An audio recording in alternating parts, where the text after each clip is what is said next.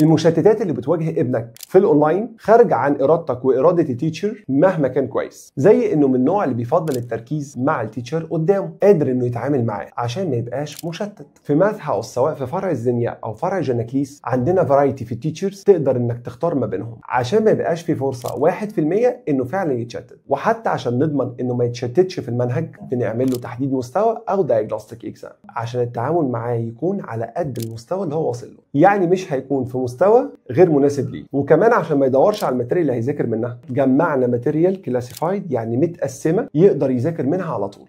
وبدل ما يدور على الشروحات اللي على الموجوده على اليوتيوب وغيره، السيشن بتاعته بتتسجل وقت الحصه وبتتبعت له، وبيكون عنده ويب سايت وموبايل ابلكيشن كامل عليه كل المسائل باكتر من طريقه شرح، واول سيشن مجاني تماما. ولو سبت دلوقتي كومنت او بعت لي دايركتلي هبعت لك كل التفاصيل اللي انت محتاجها، وهفضل معاك على طول لاعلى سكور. ما تنساش ماث هاوس غيرنا مفاهيم التعليم.